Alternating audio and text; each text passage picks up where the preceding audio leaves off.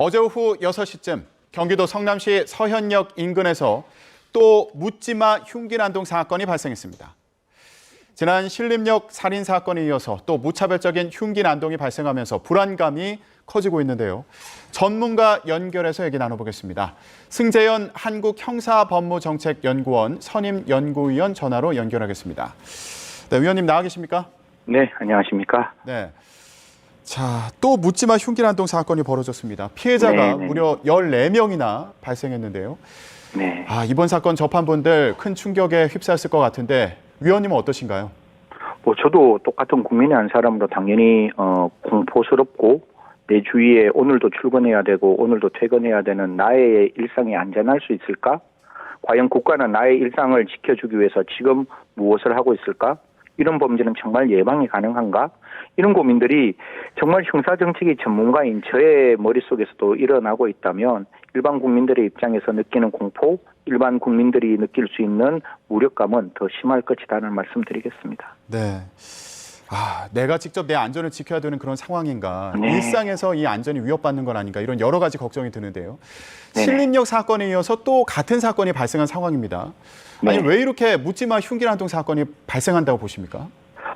저는 딱 한 가지를 시청자 여러분과 청취자 여러분하고 같이 함께 이야기를 하고 싶은 거는 지금 우리 앵커도 저한테 묻지마 범죄의 원인이 무엇입니까? 이렇게 물었잖아요. 네. 사실 묻지마 범죄의 원인을 묻는 거는 범죄가 묻지마 범죄인데 어떻게 원인을 찾을 수 있겠어요? 다른 말로는 국가가 이 어려운 범죄에 대해서 너무 쉬운 답을 했는 거예요. 왜 이런 원인 관계가 없고 일명식도 없는 사람에게 무차별 공격이 일어나는 거에 대해서 원인이 뭐냐고 물었을 때 국가가 아주 쉬운 대답을 했죠. 이건 묻지마 범죄야. 다른 말로는 우리도 원인을 몰라 라고 이야기를 하는 거고, 그런 상황이 벌써 20년 이상 진행해 왔고, 또 한 가지 더 중요한 것은 그 다음에 그럼에도 불구하고 국민들께서 물어보셨는 거예요. 원인 하나라도 이야기해 주세요. 그 원인을 사이코패스라고 이야기하는 거예요. 사이코패스는 성격장애지 절대로 범죄의 원인은 아니잖아요.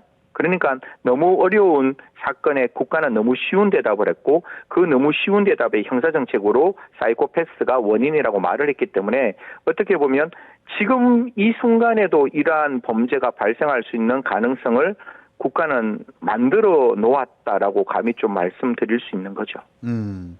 자, 그럼 이 부분은 어떻게 보시는지 궁금한데요. 네. 경찰에서 조사를 진행하고 있는데 범행 동기와 관련해서 네. 특정 집단이 자신을 스토킹하면서 괴롭히고 죽이려고 한다. 네. 내 사생활을 전부 보고 있다. 이렇게 진술했다고 합니다. 네네. 이거 정신질환이 있는 걸로 봐야 될까요? 사실 이 부분에 대해서는 이제 오늘 경기남부청에서도 이야기를 했고, 사실 경기남부청장님도 이제 같이 아침에 저도 취재 차원에서 전화를 드리고 통화를 했는데요. 첫 번째, 이 말이 거짓말일 수 있다는 생각은 분명히 열어두고 수사를 했었어야 돼요. 왜냐하면 조선이 오자마자 첫 번째 했는 말이 내가 펜타닐을 했다 이런 이야기를 했잖아요. 근데 그게 거짓말이었잖아요. 그러면 정말 치밀하게 범죄를 준비했으면 이러한 약간 피해망상이라는 이야기를 할 수가 있는데, 이제 경찰의 입장에서 좀 조사를 했는가 봐요. 조사를 하다 보니까 분명히 이러한 정신질환이 있었던 기록을 확인했고, 지금 나와 있는 이 말들이 사실 정신질환으로부터 비롯되는 것이다 라고 1차적인 어떤 견해는 밝혔는데요. 정말 이 사람이 이러한 정신질환에 의해서 이러한 범죄를 일으켰는지에 대해서 조금 더 구체적으로 검토를 한다면, 이게 정신질환이 이 범죄의 원인이라면 이 범죄의 원인을 가지고 있는 사람이 한 40만 정도 되거든요, 대한민국에. 그러면 이 정신질환을 가지고 있는 분들이 치료만 제대로 받으면 아무런 문제가 없는데, 이미 우리는 경험했잖아요. 이 병이 치료받지 않으면 굉장히 위험한 상황이 될 수 있다는 것. 강서구 PC방 살인 사건, 김성수, 어차피 신상 공개가 됐으니까 말씀드리면, 김성수도 그 당시에 가장 문제가 됐던 게 이 정신질환에 대한 단약을 했다라는 측면이 언론에서 나와 있었기 때문에, 그런 부분을 고민한다면 이 정신질환, 정말 단약을 하는 사람들이 위험한 어떤 상황이고, 그 상황에서 국민들에게 무차별적인, 저는 테러라고 얘기하는데, 테러를 일으킨다면 반드시 이 정신질환을 어떻게 우리가 잘 컨트롤할 것인가에 대한 고민을 할 때라고 저는 말씀드리겠습니다. 알겠습니다. 그러면 범행 당시에 보였던 그 행동에 대해서도 좀 분석을 해봤으면 좋겠습니다. 네네. 일단 차량을 몰고 인도로 돌진해서 보행자들을 들이받았고요. 네. 이후에 무차별적인 흉기 난동을 벌였습니다. 맞습니다. 예, 이 행동에서도 어떤 특이점이 보이시나요?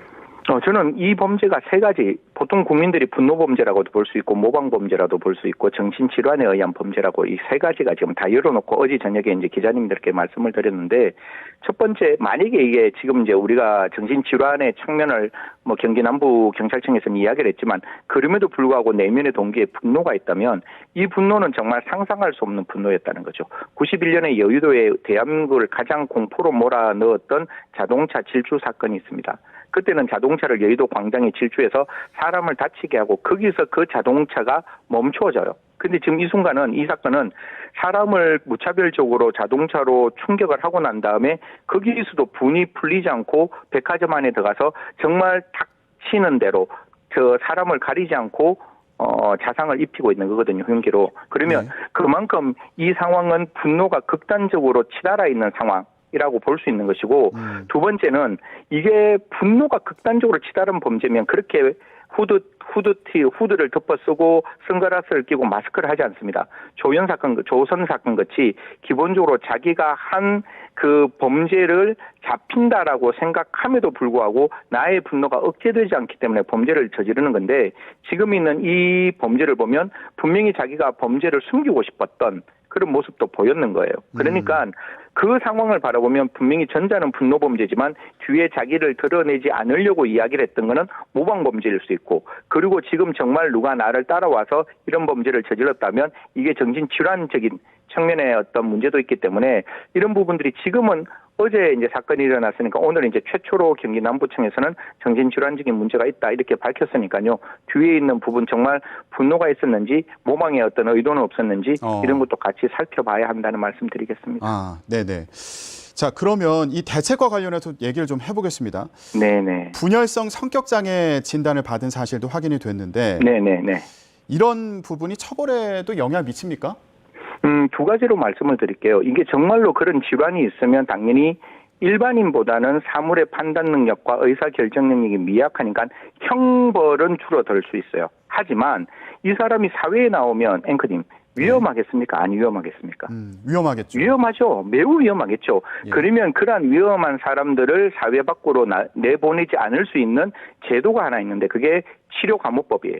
무슨 말인가 하면 이 사람이 성격장애로 인해서 그러한 어떤 정신질환으로 사회에 위험한 사람이라면 이 사람을 사회에 내어보내지 않고 그 형기가 줄어들거나 아예 처벌을 못할 수도 있거든요. 그랬을 때 그 사람을 사회 밖으로 내어보내는 것이 아니라 공주치료 법무병원에서 이 사람의 어떤 정신질환이 치료될 때까지 그러한 어떤 시설에 수용할 수 있는 부분이 있으니까요. 시민 여러분께서는 이 사람이 형량이 떨어지는 거 아니야? 그럼 이 사람에게 국가가 너무 쉽게 이 사람을 세상 밖으로 내어보내주는 거 아니야? 그런 생각은 안 하셔도 될 것 같아요. 분명히 이 사람이 정신질환이 굉장히 위험한 상황이면 국가가 이 사람의 정신질환을 해주고 치료될 때까지 일정 시설에 수용하고 있을 것이라는 말씀 드리겠습니다. 근데 아까 말씀하셨던 것처럼 네. 뭐 흉기를 미리 구입했던 것으로 확인이 됐고, 네, 맞습니다. 예. 예, 그리고 그 범행 당시에 보인 행동을 보면 이제 본인을 드러내고 싶지 않은 것처럼 뭐 이렇게 후드를 눌러 쓴다든가 이런 특징을 또 설명을 해주셨잖아요. 네네. 계획범죄의 성격이 있는 거 아니냐 이런 말씀도 해주셨는데, 그렇다면 처벌에서 가중처벌 가능성도 있는 거 아닙니까?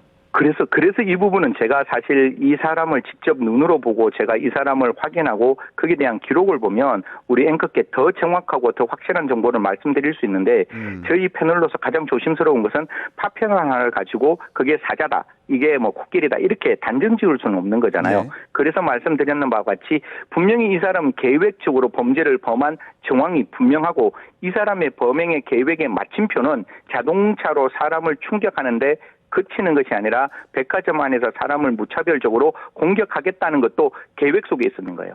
그러면서 그 범죄 순간에 내 자신이 드러나지 않을 수 있도록 자기가 얼굴을 가리는 조치까지 했기 때문에 이런 문제는 분명히 계획성이 있고, 또 이 범죄의 유형은 우리 양형위원회에서 만들어 놓은 가장 살인범죄 중에 형량이 높은 어떻게 보면 불특정 다수인에게 뭐 살인의 그 단어가 그렇게 나가서 그냥 쓰는데 희열을 느낄 수 있는 그런 범죄였다면 당연히 가중처벌하는 게 맞죠. 여기서 두 가지만 딱 설명드리겠습니다. 그럼에도 불구하고 정말 그날 백화점에 있던 우리 시민들이 그러한 어떤 시민들이 자창을 입었을 때 지혈을 하는 모습을 보고 그것 때문에 많은 사람들이 더 안전하게 좀 생명의 위험을 조금 이렇게 지나섰는 그러니까 그 위험을 좀 이렇게 막을 수 있는 부분이 있었기 때문에 시민들에 대해서 저는 정말 박수 쳐드리고 싶고 그 근처에 있는 지구대에서 그 정년을 곧 앞둔 경찰관이 이 사건을 신고를 받습니다. 받을 때 한 400m 있었는데 자동차를 가지고 가면 굉장히 위험한 상황이었던 늦게 도착할 수 있는 상황이기 때문에 그 상황까지 걸어서 뛰어갔고 옆에 있는 경찰관은 방패를 하나 들고 그 상황이 위험한 상황을 진압하기 위해서 갔기 때문에 어떻게 보면 그 신속하게 한 6시 5분 정도에 잡히잖아요. 예. 그 순간이 그렇게 되었기 때문에 그 경찰관의 행동도 어떻게 보면 많은 시민들의 피해를 좀 막을 수 있었다. 이번에는 경찰의 신속한 대응과 시민의 정말 이렇게 헌신적인 어떤 노력이 더 많은 피해가 더 많이 일어나는 것을 줄일 수 있었다. 이렇게 말씀드리겠습니다. 예.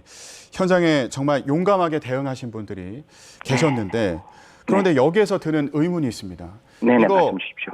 본인의 안전을 스스로 지켜야 되는 그런 상황인가? 이런 상황이 반복되고 있는데 이런 사건이 반복되고 있는데 이거 막을 수는 없을까? 그리고 애초에 이런 사건이 벌어지지 않게 할 수 있는 방법은 없을까? 어떻습니까? 저는 100% 앵커 말씀에 동의합니다. 대한민국이 안전한 사회라는 생각 때문에 대한민국에서는 형사정책을 굉장히 소프트하게 갔어요. 그런데 저는 대한민국은 위험한 사회라고 생각하고 그렇게 바라본다면 지금에 있는 형사정책은 무용지물이에요. 그 위험한 사회에 적극적으로 대응하기 위한 보다 강력한 형사정책이 만들어져야 된다고 생각합니다. 그중에 첫 번째가 우리가 어떤 공중 밀집 장소에 들어갔을 때 외국 같은 경우는 사실상 9.11 테러 이후에 미국이 예를 들면 그런 어떤 공중 밀집 장소에 들어가거나 공공시설에 들어가나 박물관에 들어갈 때 소지품 검사하잖아요.